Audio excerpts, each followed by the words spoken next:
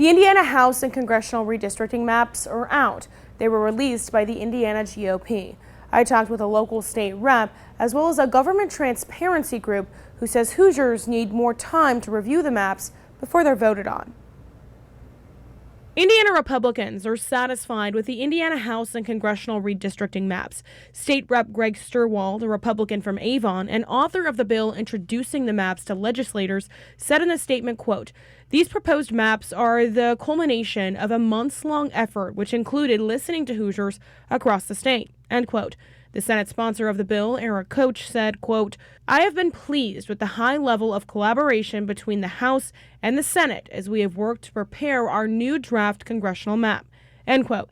However, Democrats say they weren't a part of the process at all. All the House members are supposed to be working on these maps, and we're both supposed to be doing it in a bipartisan way to create fair and impartial maps. Common Cause Indiana, which advocates for more transparency in government, asked for detailed versions of the map 2 weeks ago.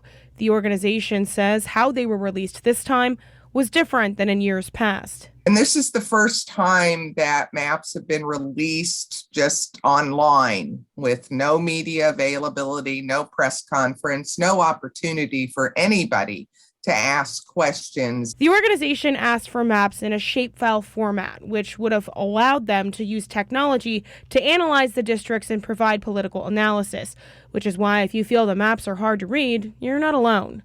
Just like you can't judge a book by its cover, it's very hard to judge congressional districts simply by looking at a map.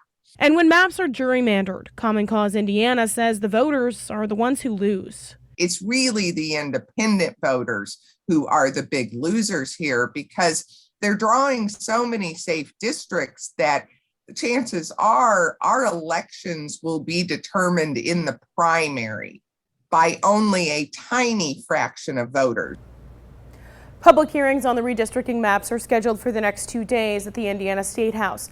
We reached out to the Indiana GOP for an interview, but they weren't able to provide us with one.